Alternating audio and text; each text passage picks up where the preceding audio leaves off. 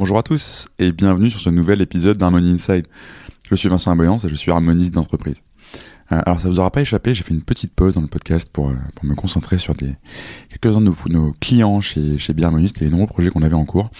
Et voilà, ça y est, je suis de retour avec un super épisode puisque je reçois Camille Dard, Camille qui est la DRH de Planet We. Alors Planet We, c'est un fournisseur d'électricité verte et c'est aussi une entreprise qui a fait un énorme travail sur sa culture et qui a adapté l'holacratie à son organisation pour créer la planétocratie. Camille vous raconte tout ça tout de suite. Bonne écoute à tous.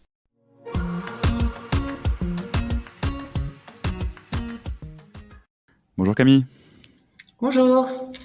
Écoute, merci de m'avoir accordé cette interview. On va pouvoir parler de Planet We, on va pouvoir parler d'énergie, on va pouvoir parler d'holacratie, de plein de choses. Mais avant de rentrer dans tout ça, est-ce que tu peux simplement te présenter ? Oui, bien sûr. Donc, je m'appelle Camille, j'ai 37 ans et actuellement, je suis responsable des enjeux RH et organisationnels pour la société Planet We. Donc, Planet We, c'est un fournisseur d'énergie 100% renouvelable. D'accord, ça marche. Et alors, du coup, j'ai regardé un peu ton parcours avant Planet We, parce que c'est toujours intéressant pour connaître son invité. Et donc, du coup, j'ai vu que tu avais bossé aussi en RH, mais plutôt dans des grandes ONG. Tu étais chez Action contre la faim, tu as été DRH de Greenpeace, si je me trompe pas. Et alors, du coup, pourquoi ce choix des ONG et pourquoi finalement avoir voulu rejoindre le monde de l'entreprise après ces expériences-là ? Alors, pourquoi les ONG? D'abord, c'est vrai que j'ai, depuis très jeune, eu conscience du fait que on passait quand même une énorme partie de sa vie au travail et que j'avais pas envie de le faire du coup à des fins qui me semblaient pas ni utiles ni intéressantes. Et très rapidement, je me suis dit que j'avais envie de mettre mon activité professionnelle au service de causes qui me tenaient à cœur. Donc ça a été effectivement d'abord Action contre la faim, puis après Greenpeace pendant 4 ans. J'en garde bien sûr d'excellents souvenirs et ça a été très formateur. Mais effectivement, après avoir fait 15 ans dans les ONG, j'ai eu envie un peu de passer de l'autre côté du miroir et d'essayer d'aller du côté des porteurs de solutions. Quand on est dans le monde associatif, on essaie de faire bouger les mentalités, on essaie de faire prendre conscience des choses, mais on n'est pas en train de construire en tant que tel des solutions. Typiquement, Greenpeace dénonce les enjeux liés à la part du nucléaire en France, mais n'est pas elle-même acteur de la transition énergétique au sens où Planet We l'est, par exemple. Donc, je trouvais intéressant d'aller un peu de l'autre côté, justement, de ceux qui travaillent au quotidien à apporter des solutions concrètes pour que ces idéaux, ces croyances puissent se matérialiser dans des solutions pratiques comme avoir de l'énergie verte, par exemple. Et du coup, ça a beaucoup changé ton métier, parce qu'on parle beaucoup ici d'entreprises sur ce podcast. On n'a pas forcément interviewé des grandes associations pour le moment. Est-ce que c'est très différent, du coup, quand on change ? Alors, pour le coup, moi, entre ce que j'ai connu avant et ce que je connais chez Planet We, c'est pas très différent, parce qu'on va rester sur des métiers et des personnes qui, au final, sont engagées d'une certaine manière. C'est ça qui fait la différence entre une asso et une entreprise, c'est qu'on va être plutôt sur des croyances et des engagements que sur un travail, je vais dire, qui va être rémunérateur, mais qui n'a pas d'impact d'une certaine manière ou de sens. Et chez Planet We, il y a un sens. Donc pour moi, pour le coup, non, il n'y a pas de grande différence. La seule différence, c'est que ici, il y a des équipes commerciales et que chez Action contre la faim ou chez Greenpeace, il n'y a pas d'équipe commerciale à proprement parler puisqu'on ne vend pas de produits. Voilà, il n'y a rien à vendre. C'est la seule différence. Mais sinon, effectivement, je trouve pas beaucoup de différences concrètes dans mon métier, non. Ok. Et alors, du coup, ça fait un peu plus d'1 an que tu es arrivé chez Planet We, si je dis pas de bêtises. Oui, c'est ça.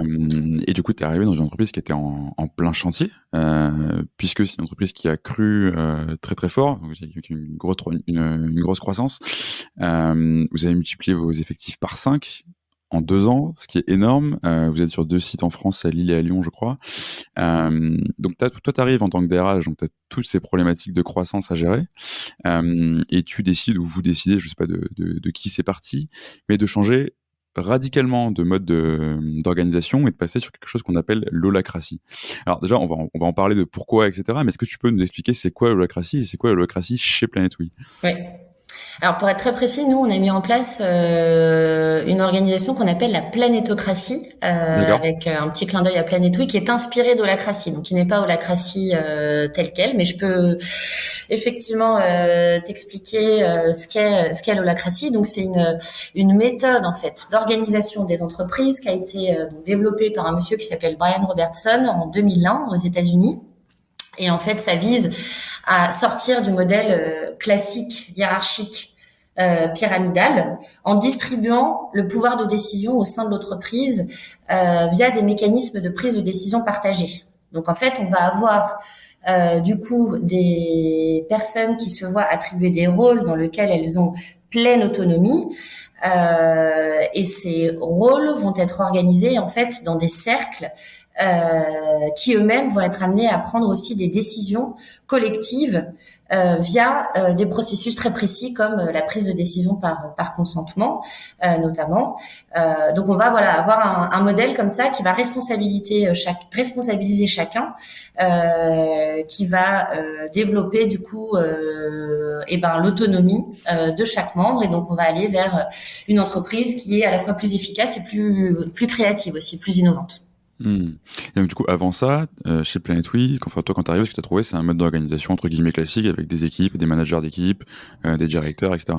Alors plus ou moins classique parce que il y avait un comité de direction, donc il y avait effectivement cet organe classique dont tu parles avec 8 personnes.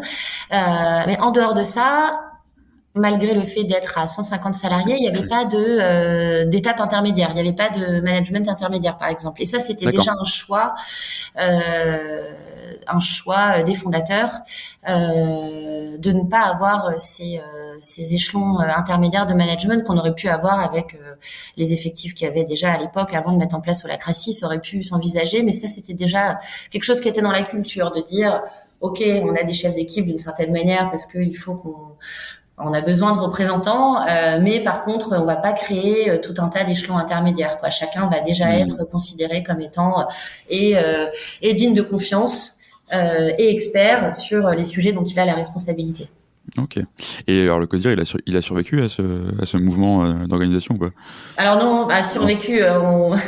Les personnes qui étaient dans le CODIR sont Ont survécu, toujours chez j'espère, oui. Planet Oui. Elles ont survécu, exactement. Elles sont toujours en vie. Mais une instance qui s'appelle un comité de direction, ça n'a pas sa place dans une organisation qui, du coup, pratique l'holacratie.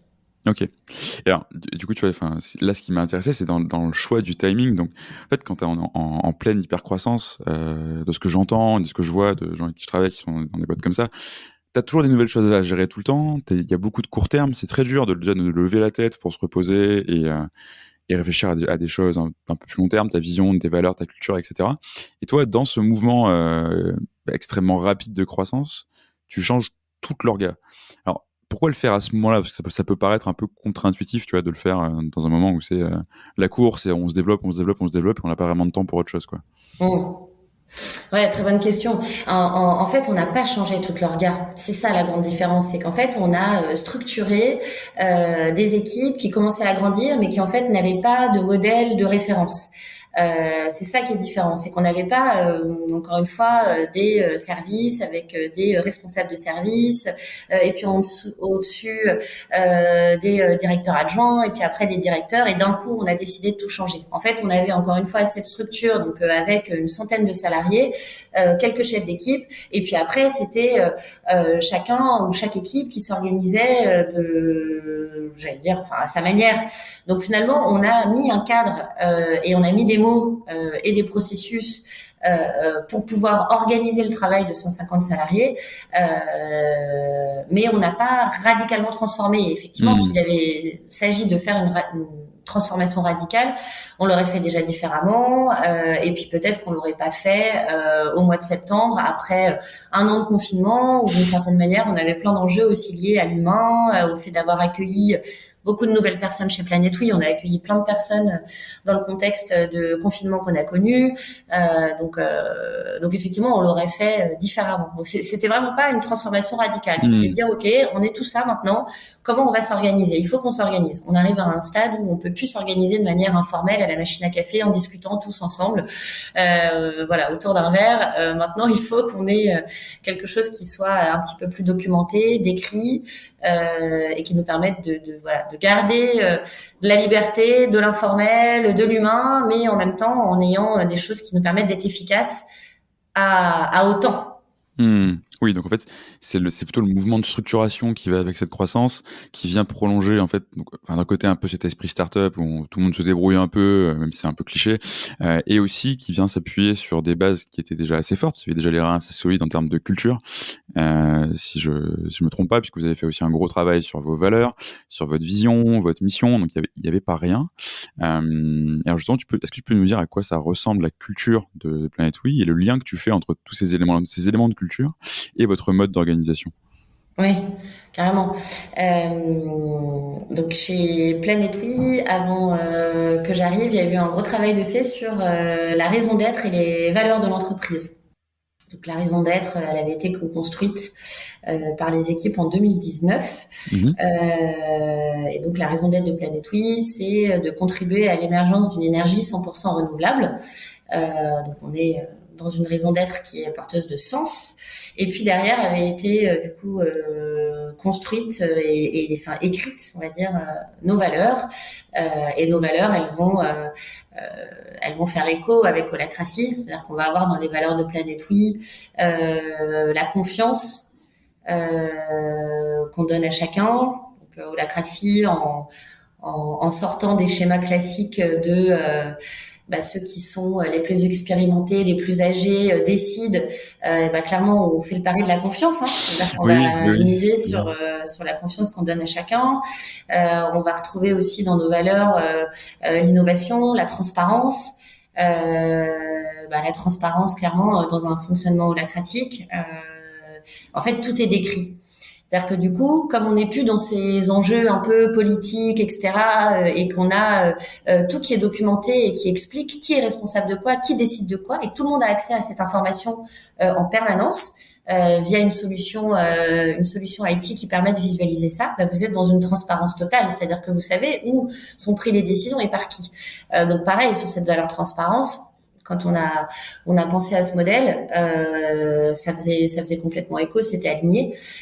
Donc je dirais que c'est même un travail nécessaire en fait de travailler sur ces éléments de culture d'entreprise, de valeurs, de raison d'être, avant de mettre en place un processus qui va embrasser en fait ces enjeux, mais il faut les avoir déjà définis.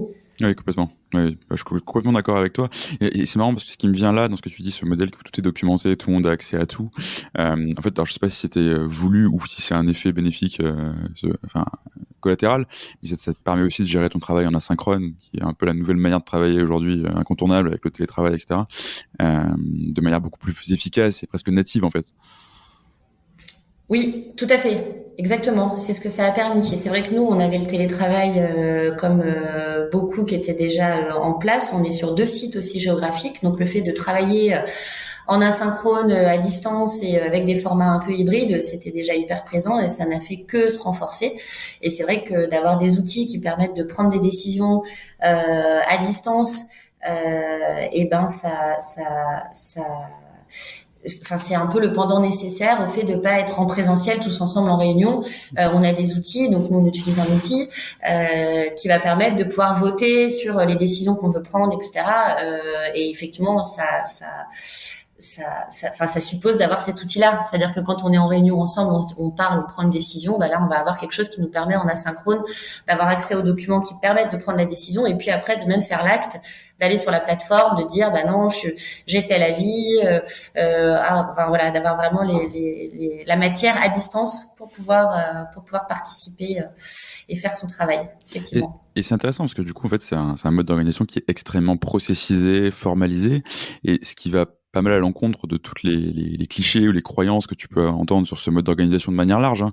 Mais souvent, quand on parle de ça à des entreprises où c'est peut-être pas leur culture déjà, tu vois, mais où ils sont pas prêts, ou etc. Ah non, il y a plus de chef, c'est le bazar, tout le monde fait ce qu'il veut, on prend rien, etc. En fait, c'est pas du tout le cas, quoi. T'as peut-être même plus de process que dans un mode de décision pyramidale classique, quoi. Complètement. C'est exactement l'inverse, en fait. Brian Robertson, c'est quand même un ingénieur qui faisait du développement de logiciels. Donc, quand il a écrit la Constitution Holacratie, il l'a écrit comme une description de processus que pourrait écrire un ingénieur IT, quoi. Hein. Donc, on est vraiment sur du processus. Et à la base, le document, d'ailleurs, ne laisse pas beaucoup de place à l'humain. C'est aussi pour ça, quand je disais tout à l'heure que nous, on a choisi de prendre les processus d'Holacratie, mais de l'adapter à notre culture, c'est parce qu'on a rajouté un peu d'humain. Là où, en fait, effectivement, à la base, Holacratie est plutôt une succession de processus. Et effectivement, et c'est nécessaire pour que ça marche, parce qu'en fait, c'est contre-intuitif de fonctionner comme ça. On a tous été habitués à avoir dans une réunion la personne la plus âgée qui va, ou la plus expérimentée, ou celle qui a le plus de charisme, qui va d'une certaine manière un peu avoir le lead, qu'on va écouter. Enfin, on est tous habitués. Donc, si on veut fonctionner différemment, ça passe par des nouveaux processus qui sont à la base un petit peu contre-intuitif, et donc il va falloir effectivement prendre au début. Alors au début, c'est un peu étape par étape, c'est-à-dire qu'on le fait un peu de manière effectivement robotique avec voilà, les fiches. On le voit là nous en ce moment, hein, les gens ont leurs fiches de OK, comment ça doit se passer, et puis avec le temps, finalement ça s'intègre bien. Mais oui, au début, il faut suivre une méthode précise. Ouais. Oui, justement, j'allais te poser la question du comment, parce que en fait, c'est effectivement exactement ce que tu dis. Tu dépouilles un peu toute la légitimité charismatique du manager, qui va te dire de toute façon, je sais parce que c'est moi le chef, entre guillemets. Hein. Tu vas mettre le pouvoir dans les mains de ceux qui font les choses. Si je me trompe pas, sur Holacratie, c'est un de ces modes d'organisation où la compétence vient de ceux qui font, et c'est pas, il y a pas de métier de manager. Mais du coup, comment on fait? Parce que moi, effectivement, c'était déjà dans votre culture, etc. Mais c'est un changement qui est pas si radical, mais il faut quand même. C'est une nouvelle manière de raisonner pour beaucoup de gens, parce que comme tu le dis, on a tous été éduqués comme ça, entre guillemets. Donc comment tu t'y prends concrètement pour aller vers ce mode d'organisation, de réflexion et de décision? Alors déjà la première chose, c'est savoir où on en est, en fait, identifier où on en est. Donc prendre un peu de recul et ça revient un peu à ce qu'on se disait, hein, c'est-à-dire que s'interroger sur OK, c'est quoi la culture de ma boîte, où j'en suis, quelles sont les envies des gens, parce que le chemin n'est pas du tout le même selon là où on part.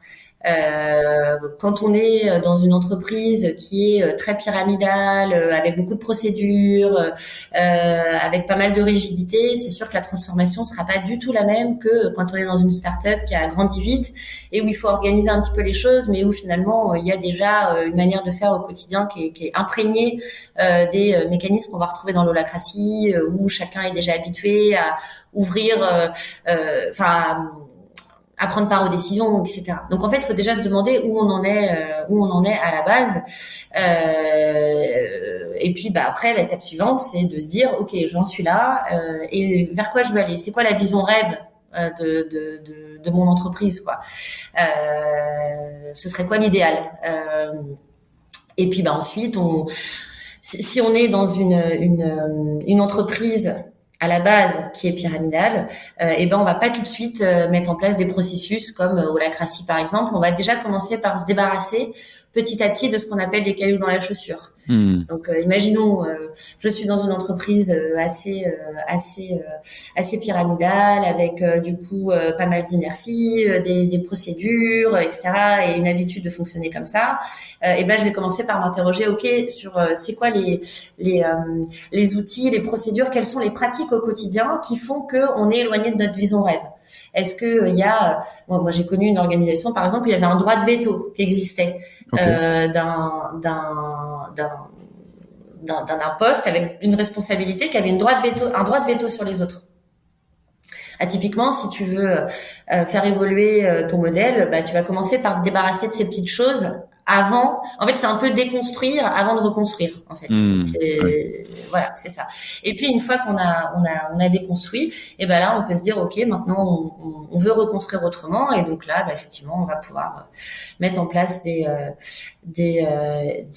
processus, que ce soit holacratie, sociocratie. Bon, il y en a plusieurs. Et puis voilà, et puis après ça roule. Non, mais carrément. Et du coup, c'est intéressant parce que ce que tu disais sur on a remis de l'humain dans un truc qui laisse pas tellement de place à l'humain, qui est très processé, etc. Et en fait, ça rejoint un truc, c'est, enfin, j'ai tendance à, enfin, je crois pas et j'ai tendance à croire qu'il faut pas prendre un modèle et essayer de le transposer tel quel chez toi parce que quelqu'un aux États-Unis a écrit que c'était comme ça qu'il fallait faire. Du coup, toi, comment est-ce que tu as fait pour adapter ce modèle un peu canonique de l'holacratie à Planet Oui, sa culture et ses valeurs? Alors comment on a fait? Nous, on s'est fait accompagner par un cabinet qui est le cabinet de référence en France sur l'holacratie et qui à la fois connaît bien l'holacratie, mais qui aussi quelque part en connaît j'allais dire les limites, en tout cas est capable de voir quels sont les fondamentaux et si jamais on veut pouvoir garder les fondamentaux mais l'adapter à une culture entreprise donnée, bah, comment on va faire. Donc en fait c'est avec ce cabinet qu'on a travaillé et avec une équipe de salariés pour arriver à se dire bah on va reprendre ça on va pas reprendre, ça on va ajouter. Voilà, on l'a fait comme ça au fur et à mesure et comme on le disait un peu avant, on a du coup simplifié parce qu'il y a beaucoup de processus dans l'holacratie, c'est quand même c'est dense, donc on en a enlevé en fait concrètement, on a enlevé quelques rôles, on a enlevé quelques trucs et puis par contre on a rajouté de l'humain. Donc on a rajouté des rôles. Donc holacratie en fait il y a des rôles qui sont nécessaires au fonctionnement des cercles, par exemple, pour les prises de décision. Donc, des rôles qui vont être garants des processus. Nous, on a rajouté des rôles qui sont garants des besoins sociaux, par exemple. Donc, moi, en tant qu'humain, dans cette organisation, j'ai des besoins de reconnaissance, de motivation, des besoins, peu importe, quels qu'ils soient, d'ailleurs, à un moment, d'être écouté, enfin, voilà. Et on a créé ces rôles-là, qui sont basés sur l'humain, qu'holacratie, par exemple, n'a pas du tout dans son scope. Pour pouvoir l'adapter parce que nous l'humain c'est un peu au cœur de notre culture à la base d'entreprise donc voilà, donc c'est comme ça entre autres qu'on a adapté et puis après avoir du coup travaillé sur cette première version de ce qu'on appelle le manifeste, donc avec nos règles du jeu à nous, et ben on a concerté en fait aussi pour pouvoir l'adapter, c'est-à-dire qu'on a écouté ceux qui étaient là avant, qu'est-ce qu'ils voulaient garder, comment on pouvait faire évoluer ce qu'on avait proposé comme règle du jeu pour que vraiment ça s'intègre, ça s'adapte à ce que on avait envie de construire comme entreprise. Voilà, donc y aller petit à petit et puis écouter aussi beaucoup et adapter quoi, ne pas reprendre tel quel et plaquer parce que sinon on revient aussi en plus à faire un peu du directif alors que du coup ça n'a pas de sens pour mettre en place un système qui est l'opposé de ça quoi. Et justement, j'allais te demander, les équipes ont bien vécu ce processus de changement? Alors après il y a bien vécu oui parce que d'une certaine manière dans le fond tout le monde ne peut qu'adhérer au principe de l'holacratie. Si vous dites à quelqu'un est-ce que tu as envie de participer aux décisions, est-ce que tu as envie qu'on te fasse confiance, est-ce que tu as envie de oui, de base tout le monde adhère. Après une fois qu'on a l'adhésion sur le fond, il y a concrètement comment j'arrive à me projeter et comment j'arrive à évoluer par rapport à comment je fonctionne à la base. Et ça, on a des cas aujourd'hui qui sont en fait différents dans la structure entre des personnes qui avaient déjà un fonctionnement qui était proche de celui qu'on a définis, actés, et puis d'autres qui en sont un petit peu plus éloignés et qu'il faut accompagner. Donc en fait, c'est pas qu'ils le vivent mal, c'est qu'ils ont plus de mal à s'approprier certains outils, la manière dont ça fonctionne. Ça crée un peu de déstabilisation et c'est normal. Tout changement crée. Oui, bien sûr. Parce que du coup, c'est certaines croyances qui sont challengées, certains comportements et certaines compétences qui étaient valorisées, qui ne le sont plus forcément autant ou qui ont juste plus de raison d'être. Donc oui, c'est pas mal de choses qu'il faut recomposer. Je sais pas, tu leur fais faire du coaching ou des choses comme ça pour les accompagner? En général, oui, c'est assez ça. aidant.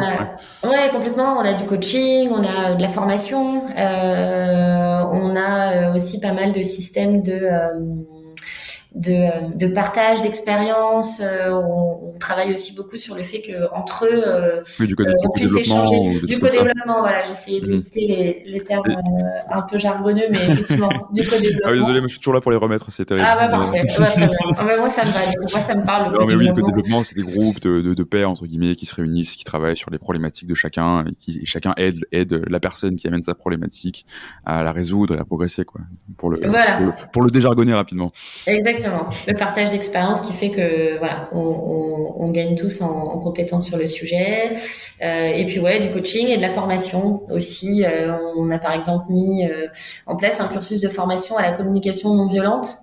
On peut appeler aussi la communication empathique. Enfin, c'est en gros comment je vais réussir si demain on me demande mon avis et qu'en fait j'ai un avis très critique et que je dois dire à celui qui était mon chef d'hier que en fait je suis pas du tout d'accord avec sa façon de voir les choses. Il faut donner des outils aussi pour pouvoir le faire. Et entre autres, la communication non violente est un outil aussi sur lequel Qui est un on super accompagne outil, tout le oui. monde. Ouais, c'est un super outil. Et qui est très simple à utiliser, pas très simple à maîtriser, mais très simple à commencer à utiliser en tout cas. Ouais, complètement. Donc, ouais, non, mais c'est super. Écoute, enfin, c'est top de voir que vous avez aussi cet accompagnement-là. Et alors, du coup, donc là, vous allez effectivement, enfin, faire une deuxième version de ce cadre-là, etc., que vous avez formalisé dans un manifeste. Mais toi, aujourd'hui, déjà, c'est quoi le premier bilan que tu tires de l'expérience? Est-ce qu'il y a des nouvelles choses, des nouveaux comportements, des choses que vous faisiez pas forcément avant, qui sont apparus dans ce nouveau cadre? Qu'est-ce que ça a provoqué? Alors, ce que ça provoque, c'est déjà une homogénéisation à tous les endroits de la boîte sur ce qui est attendu et le modèle managérial quelque part. C'est-à-dire comment, enfin, il y a les managers, mais il y a le management. Et en fait, d'une certaine manière, même si on supprime les managers, on a du management. C'est-à-dire qu'on a des objectifs qui sont fixés, on les suit. Bien sûr que ça, c'est nécessaire au fonctionnement d'une boîte. Et en fait, ce qu'on voit, ce qu'il n'y avait pas avant, c'est qu'avant, il y avait des différences entre la manière dont intuitivement telle équipe s'était organisée. En fait, finalement, quand on n'écrit pas et on n'explique pas, bah, chacun va faire un peu à sa sauce. Et donc, ce qu'on voit comme nouvelle pratique, c'est des convergences entre les différentes équipes sur la manière de fonctionner. Ça du coup, c'est un peu nouveau. Et aujourd'hui, bah, on a finalement un cadre explicite auquel chacun va pouvoir se fier. Et ça se sent dans dans la manière un peu de faire corps et d'être j'allais dire égaux. Alors, je sais pas si c'est égaux le terme parce que ça voudrait dire qu'avant c'était pas comme ça. Mais en tout cas, ça crée une unité en fait entre les différents membres de la structure, quels qu'ils soient, peu importe où ils soient basés et peu importe leur métier. Je vois tout à fait. Et alors, une question avant ça, justement, tu disais tout à l'heure, tu parlais d'autres entreprises qui sont très pyramidales, etc. Est-ce que tout le monde peut le faire, ce chemin de passer à l'holacratie? Est-ce que tout le monde doit le faire? Ah, doit le faire. Alors, je pense pas que, tout le monde doit le faire. Tout le monde doit le faire s'il est convaincu qu'il doit le faire, mais on peut pas forcer en fait la mise en place d'une telle organisation. Il Non, faut ça, c'est qu'elle sûr. soit, Ouais. voilà, il faut qu'elle soit sincère. Donc quelque part dire il faut que tout le monde le fasse, ça voudrait dire à ceux qui sont pas convaincus que qu'il faut le faire quand même. Du coup, je voudrais pas dire ça parce que je leur conseillerais plutôt de se renseigner sur le fait que c'est vraiment génial et de se convaincre et ensuite de le faire. Et après, une fois qu'on a dit ça, en tout cas, oui, c'est adapté à n'importe quelle structure. Et contrairement à une idée reçue qu'on peut avoir, c'est pas une question de taille de boîte. D'accord. Il n'y a pas un modèle qui convient à une taille de boîte et un modèle qui convient à des plus petites boîtes. Ça, c'est faux. Par contre, il y a un vrai lien avec la culture d'entreprise, encore une fois. Vous avez des très grosses boîtes aujourd'hui qui sont organisées en holacratie, alors qui sont pas forcément des boîtes françaises, mais qui sont des boîtes comme on a Zappos, on a Morningstar, qui sont des boîtes qui sont plusieurs centaines, voire qui ont dépassé le millier de salariés et qui fonctionnent en holacratie et où ça marche. Mais c'est des boîtes où en fait initialement ils étaient en holacratie, ils sont natifs holacratie. Donc ça change un peu la donne. Un petit peu, oui. Complètement. Voilà. Donc en fait, c'est pas tant la taille, c'est plutôt la culture. Moi, c'est vraiment un truc que je retire de toutes ces années à réfléchir sur ce sujet. C'est vraiment quel est le virage, quelle est l'envie, comment on fonctionne, plutôt que de se dire ah ben non, ça y est, on a atteint un seuil où ça peut plus marcher. Oui, parce que tu vois, il y a des questions des écueils à éviter. Et effectivement, je pense que tu as répondu dans ta question. C'est, il faut pas se dire, allez, on passe sur ce modèle-là parce que ça a l'air bien, entre guillemets, même si on en est soi-même en tant que dirigeant convaincu, je pense. Mm. Si t'as pas fait la réflexion avant de poser, parce que tu appelles les fondamentaux et on appelle aussi les fondamentaux dans ce qu'on fait, c'est-à-dire toutes les briques de ta culture entreprise qu'elles sont pas claires, partagées et que tes équipes sont pas un minimum alignées, parce que tu auras jamais 100% d'alignement sur tout. Mais il faut pas te lancer dans une transformation aussi forte, quoi. Mm. Parce que c'est le meilleur moyen de se planter et d'avoir mal jugé ta culture de boîte Mm. et un truc qui est pas du tout fait pour toi, quoi. Mm. Euh, et alors du coup, l'autre question, c'est, ouais, tu dis, c'est tout le monde peut le faire. Est-ce que c'est fait pour tout le monde? Est-ce que t'as la question de la culture entreprise, mais t'as aussi la question de la culture entre guillemets des gens qui te rejoignent. Tu recrutes beaucoup de monde. Donc, tu vois beaucoup de monde, j'imagine, en entretien, etc. Donc, comment tu fais pour t'assurer que les personnes qui vont te rejoindre, qui viennent pas forcément d'une organisation en holacratie ou libérée ou ce qu'on veut, qui ont parfois des expertises techniques dans des boîtes avec des cultures complètement différentes, comment tu fais pour t'assurer qu'il y a un fit culturel entre eux et Planet Oui Mm. dans le mode de recrutement? Ouais, c'est une question qu'on s'est pas mal posée. En fait, nous, on parle du sujet dès le début du processus de recrutement. C'est-à-dire que ce soit sur nos plateformes, nos annonces, dès les premiers échanges en entretien, on va tester en fait la manière dont les candidats peuvent avoir le même système de valeurs et la même appétence pour le mode de fonctionnement. Et clairement, on va rebuter certains candidats et en attirer d'autres. D'accord. Voilà. Mais en tout cas, on en parle effectivement dès le début du processus de recrutement. Et puis ensuite, après, ce qu'on va avoir, c'est déjà on a un processus de recrutement qui en fait est cohérent avec cette manière de fonctionner aussi. Donc en fait, ils vont pouvoir dès le début de notre processus de recrutement se rendre compte qu'on est dans un modèle différent de ce qu'ils ont peut-être connu. D'accord. Et ils vont du coup avoir dès le début du recrutement la possibilité de se dire ok, est-ce que ça me va, est-ce que ça m'intéresse, est-ce que je suis curieux ou pas. Donc d'une certaine manière, nous en discutant dès le début, on va évaluer, on va tester et on va vérifier dans quelle mesure est-ce que la personne déjà partage nos valeurs et notre manière de voir les choses. Et puis ensuite, on va effectivement les accompagner dans le cadre de notre processus là cette fois d'intégration et d'onboarding pour qu'ils puissent au fur et à mesure de leur intégration chez nous s'approprier ces enjeux, ces outils et voilà et participer à d'autres manières de fonctionner pleinement. Mais ça prend du temps, hein, c'est sûr que ouais, ça fait partie de notre processus d'onboarding. Mais du coup, je suis curieux, tu dis votre processus de recrutement est un peu différent de celui d'entreprise organisée de manière classique. C'est-à-dire, qu'est-ce qui se passe? Tu vas rencontrer, je sais pas, 20 personnes dans ton premier entretien, ou tout un cercle, ou comment ça marche? Alors, en termes de processus de recrutement, donc on va avoir d'abord pas mal d'échanges avec des interlocuteurs classiques, mais pas que. Il va y avoir des échanges notamment avec l'équipe, donc avec le cercle de la candidate ou du candidat.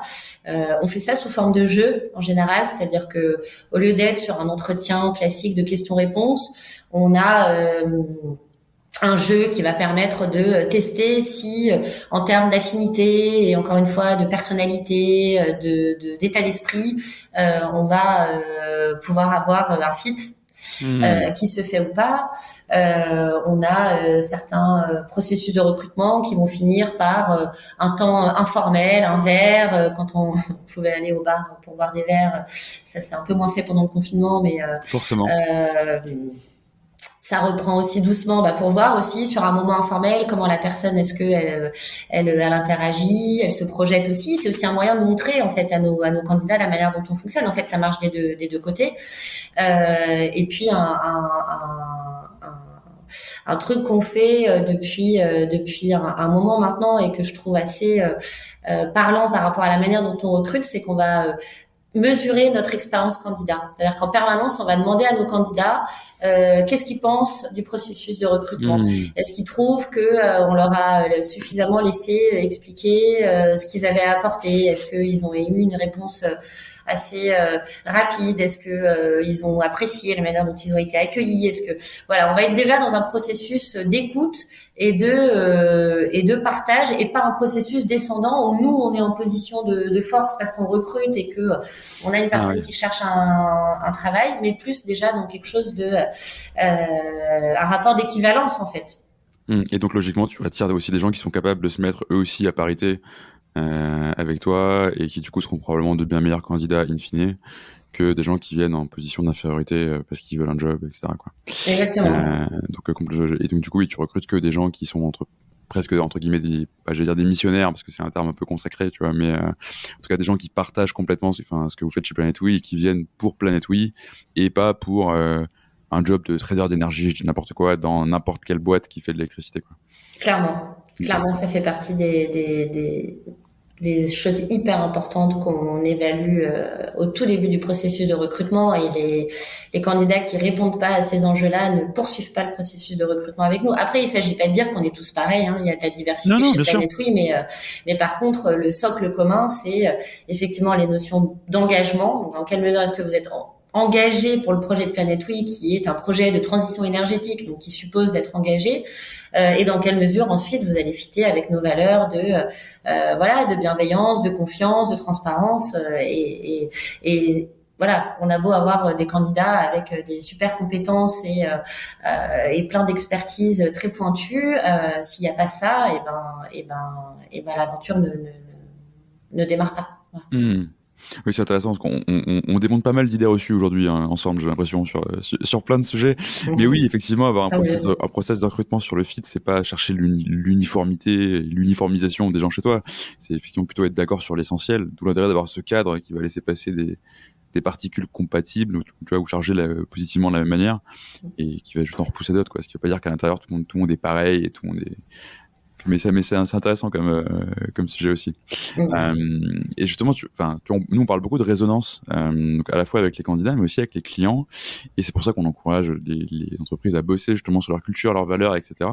Parce que derrière, ça va infuser dans tous tes process, que ce soit de recrutement comme tu viens de nous l'expliquer, ou aussi commerciaux. Et justement, vous avez fait le travail de prendre vos valeurs et de les décliner en interne, donc pour les winners, donc le nom que vous donnez à vos employés, mais aussi pour vos clients. C'est-à-dire nos valeurs pour nos clients, ça veut dire ça.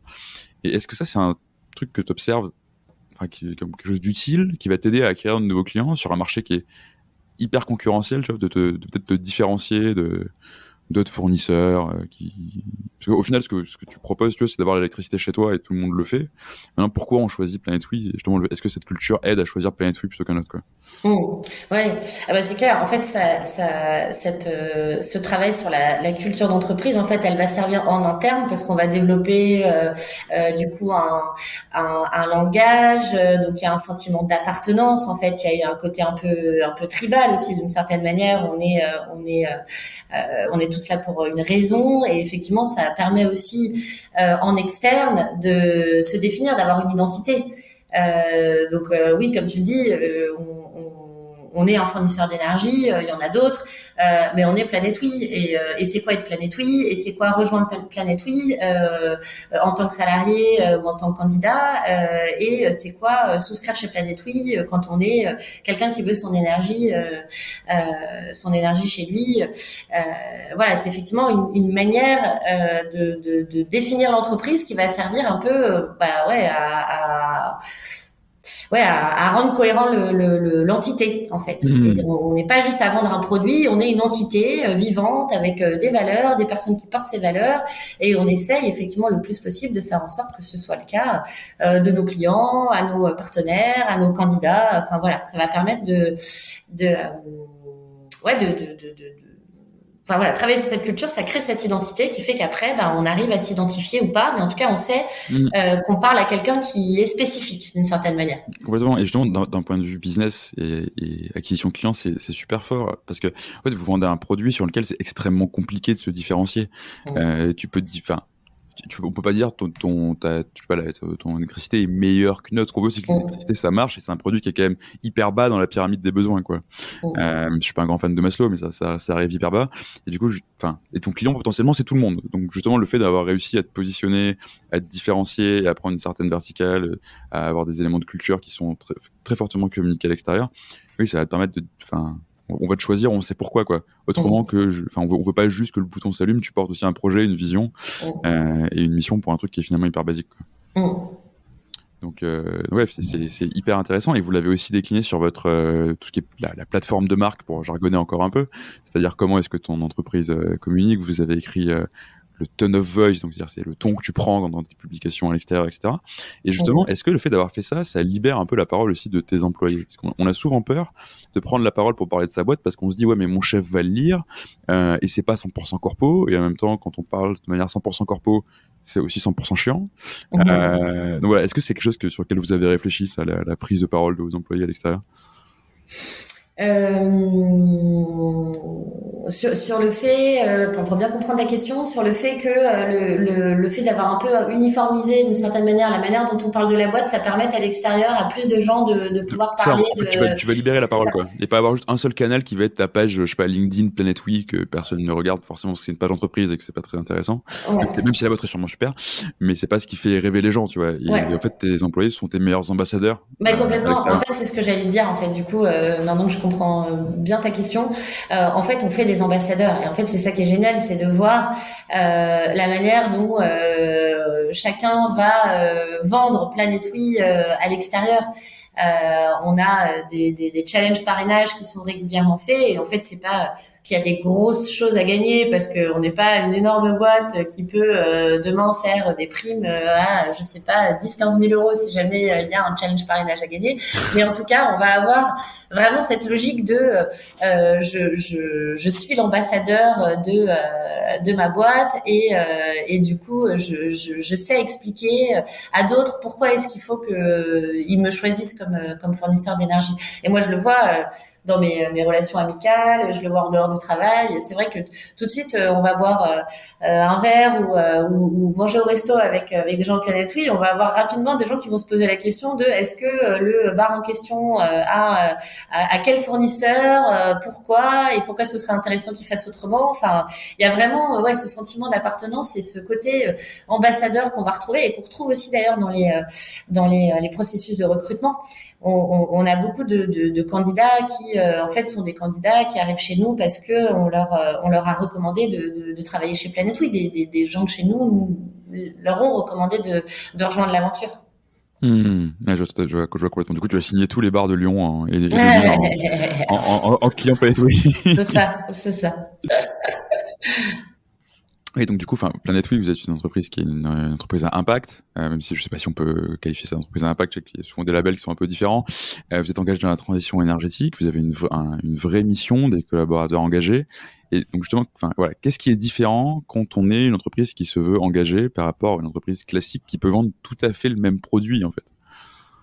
Alors c'est pas tout à fait le même produit quand même. C'est-à-dire que si l'électricité arrive de la même manière dans la prise que vous ayez un fournisseur qui soit autre que Planet Oui ou Planet Oui, il y a effectivement la même finalité, mais en amont, il y a des choses quand même qui différencient le projet. C'est-à-dire que nous, Planet Oui, on va être présent sur toute la chaîne de valeur de l'énergie. C'est-à-dire d'une certaine manière, on essaye à la fois de faire en sorte que les énergies renouvelables se développent. Donc, on travaille en amont avec de l'autoconsommation, donc inciter les particuliers à créer leur propre énergie, donc d'une certaine manière à s'affranchir des fournisseurs d'énergie, si on peut dire d'une certaine manière. Mais en tout cas, que ça contribue à la transition énergétique au global. Et c'est quand même ça notre projet. Et de la même manière, quand on invite les gens à réduire la consommation d'énergie, en tant que fournisseur, normalement, plus on vend de l'énergie et plus on gagne de l'argent. Tu tires un peu une balle dans le pied, potentiellement. Ouais. C'est ça, c'est ce que je veux dire. C'est que si on a une vue qui est très 100% business, on se dit plus les gens consomment et mieux c'est. Et en fait, non, on investit chez Planet Oui aussi pour inviter chacun à identifier dans sa consommation comment est-ce qu'il peut réduire. Et d'une certaine manière, c'est là où on a un projet global et qu'on a un projet à impact, où on se pose pas seulement la question de la croissance au sens financier de la boîte, mais on se pose la question aussi de quel est l'impact de Planet Oui dans son écosystème, sur son environnement et voilà et comment on peut contribuer à notre raison d'être, du coup, de contribuer à cette émergence d'une énergie 100% renouvelable sans penser uniquement à son profit. C'est là où l'entreprise à impact va avoir un positionnement qui est un petit peu différent. Ouais, je vois complètement. Et, et du coup, enfin, est-ce que parce que encore une fois, c'est des choses qui peuvent paraître un peu à rebours des logiques traditionnelles où ta raison d'être d'entreprise de base, c'est faire du profit. Mhm. Euh, Est-ce qu'aujourd'hui, tu penses que les gens sont réceptifs à ça ou pas? Les gens, tu parles. Bah, tes clients, tes futurs clients, les gens que tu veux acquérir pour grandir dans ton entreprise, ou les gens qui vont peut-être te rejoindre, ou ouais, voilà, parce que c'est quand même des choses qui sont nouvelles en fait. On en parle souvent dans cet écosystème comme quelque chose qui est évident et qui va de soi, mais ça note aussi un certain peut-être changement d'air du temps, ou même si c'est pas une formule que j'aime du tout, mais Mhm. ouais, comment est-ce que tu penses que les choses évoluent dans ce sens-là? Est-ce que ça Mhm. marche pas, quoi, tout simplement? Moi, j'ai l'impression que ça évolue quand même dans un sens qui est positif. Je trouve que de plus en plus, on a des entreprises qui vont s'interroger, certaines par conviction, ou en tout cas parce qu'elles sont euh, représentées, créées par des personnes qui ont elles-mêmes des convictions sur le fait qu'une entreprise n'est pas qu'une entité qui fait du profit, mais est aussi une entité qui a un impact écologique, sociologique, etc. Et puis au-delà des personnes qui aujourd'hui, je pense, sont convaincues, on a aussi aujourd'hui tout un tas d'entreprises qui, de manière pragmatique, pour s'adapter à ce que souhaitent les jeunes générations. Si vous Hmm. voulez attirer des talents dans une entreprise qui a un modèle classique, traditionnel, hiérarchique, basé sur le profit, sans s'interroger sur le bien-être au travail, l'engagement, l'impact environnemental, vous allez aussi vous couper au fur et à mesure des jeunes générations. En fait, les jeunes générations aujourd'hui, quand elles arrivent sur le marché du travail, elles ont d'autres aspirations. Elles veulent avoir une structure qui s'est interrogée sur Hmm. justement son impact. Elles cherchent du sens dans leur activité de plus en plus. Et donc, d'une certaine manière, que ce soit par par idéal ou par esprit pragmatique pour pouvoir avoir une boîte qui attire et qui fidélise ses talents, et ben on se rejoint et effectivement il faut de plus en plus du coup aller vers ce type de réflexion et c'est ce que je vois concrètement autour de moi, que ce soit dans les médias, que ce soit dans les labels qui se créent, dans le nombre d'entreprises qui se font certifier entreprises à mission. Hmm. C'est quand même un sujet de plus en plus prégnant. Donc oui, je mesure que les choses évoluent et je suis assez convaincue qu'elles ne sont pas prêtes de s'arrêter d'évoluer en ce Hmm. sens. Tout à fait. Alors, du coup, je vais te poser une question l'idée, ça va être encore de prendre encore un peu de recul par rapport à tout ça. C'est-à-dire que d'un côté, vous avez fait des choix super forts sur votre positionnement, sur votre mode d'organisation, sur votre culture, même si elle est entre guillemets native. D'autre part, vous avez cette mission, la transition énergétique, etc. Au final, c'est quoi le lien entre les deux? C'est quoi l'intention, le fil rouge qui va lier tout ça? Tous ces choix que vous faites au quotidien? Parce que tu aurais très bien pu vendre de l'énergie pas verte dans une structure complètement pyramidale et ça aurait sûrement marché aussi. Donc là, c'est quoi le pourquoi de tout ça? Mmh. Bah, le pourquoi après c'est aussi qu'est-ce qu'on veut faire quand on crée une boîte. Je pense que notre président Albert Codinac, quand il a créé Planet Oui, à la fois il avait des convictions écologiques, mais aussi des convictions humaines. Et en Hmm. fait il s'est dit je veux pouvoir développer une entreprise qui va avoir du sens. Et en même temps, je veux le faire en ayant un modèle qui soit cohérent avec les convictions humaines. Donc moi, personnellement, je suis pas mal inspirée par ce qu'on appelle le biomimétisme, Ok. où au final, on va s'inspirer de la nature et du vivant pour pouvoir réfléchir à notre manière de nous organiser. Hmm. Et D'accord. c'est ce qui fait en général que on aligne à la fois les enjeux d'impact, que ce soit sur l'environnement, l'impact humain, comment on s'organise pour répondre à nos enjeux, etc. La nature, elle nous apprend plein de choses intéressantes sur comment on peut voir les choses différemment. Comme quoi, par exemple? Comme quoi, par exemple, l'adaptation, le principe de réalité, c'est-à-dire que la nature, elle a une manière, enfin la nature. Encore une fois, là, je parle un peu en termes génériques, mais dans le Hmm. biomimétisme, on dit que la nature est beaucoup plus agile en fait. C'est-à-dire qu'on va privilégier les tests et on va laisser l'environnement un petit peu choisir plutôt que d'imposer. C'est-à-dire qu'on va avoir, et ça c'est un peu ce qu'on retrouve aussi dans les méthodes agiles, alors d'une certaine manière, on va pas dire c'est comme ça maintenant et ça va être pour les 8 prochains mois, on a décidé. On va dire on va tester, on va proposer quelque chose, puis on va laisser un peu les clients choisir, on va laisser les Hmm. salariés choisir, on va laisser voilà, il y a ça par exemple, l'adaptation, le principe de réalité qu'on retrouve qu'on retrouve un peu au cœur de cet alignement entre la culture, l'environnement et l'humain. On va avoir par exemple aussi ce qu'on appelle la circularité. C'est-à-dire qu'en fait, les éléments, ils sont interdépendants. Mhm. Ça aussi, la nature nous le montre bien. C'est-à-dire que pour avoir un écosystème qui fonctionne, il faut aussi considérer que tout le monde a une place importante. Et c'est ce que je te disais tout à l'heure sur holacratie, le fait de dire on a tous une place importante à jouer et en fait, humainement, on est équivalent parce que chacun a un rôle déterminant dans la chaîne. Et ça, c'est pareil, il faut avoir un peu de recul et il faut regarder les choses ouais, avec le même émerveillement que ce que la nature parfois peut nous émerveiller dans sa manière de s'organiser. Voilà, après, il y Hmm. en a plein d'autres, mais Non, mais c'est hyper voilà. intéressant. Ça rejoint effectivement cette capacité à penser en système Mmh. qui est assez prégnante dans ce que vous faites. Vous avez créé un système cohérent, votre organisation est aussi systémique. Donc finalement c'est extrêmement intéressant. Et je suis content justement de pouvoir voir ce lien entre s'engager pour la nature à l'extérieur et le limiter à l'intérieur, qui rajoute une grosse cohérence d'ensemble en fait. Mmh. Euh, donc Mmh. c'est assez génial. Et justement au début de l'interview, tu as parlé il y a d'où on part et il y a la vision rêvée. Mmh. Du coup, justement, c'était quoi cette vision rêvée de Planète Oui. Est-ce qu'il y a un moment où vous allez vous dire c'est bon, c'est fini, on a atteint tout ce qu'on voulait, tu vois? Mmh.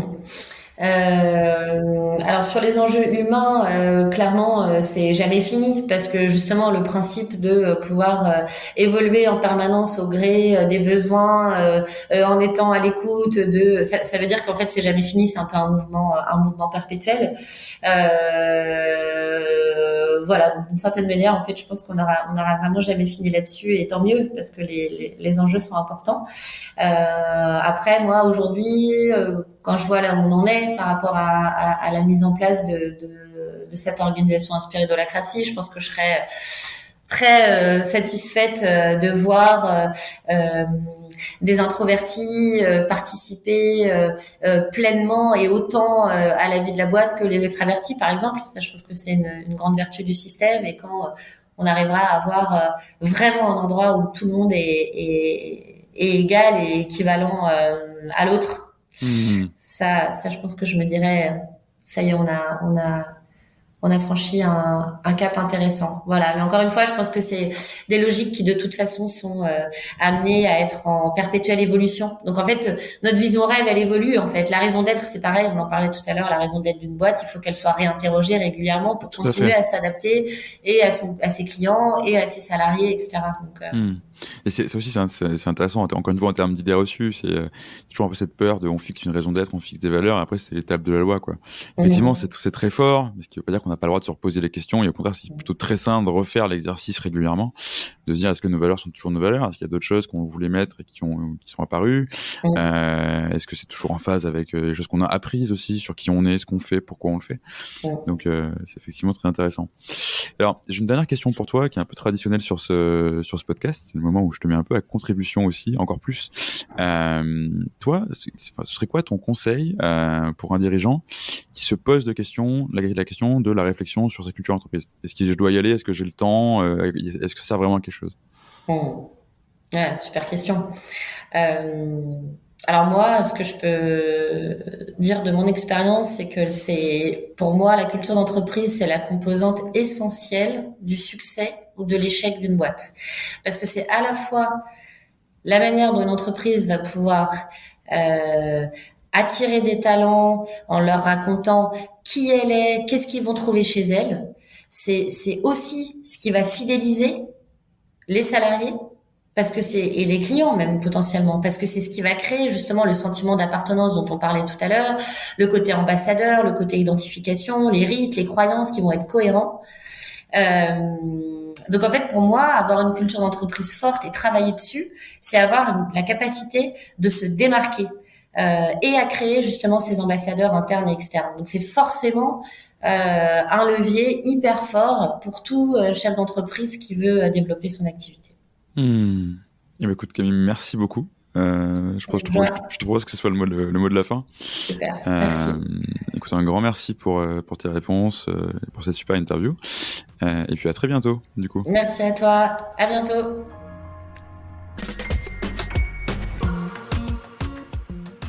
Merci d'avoir écouté cet épisode jusqu'au bout.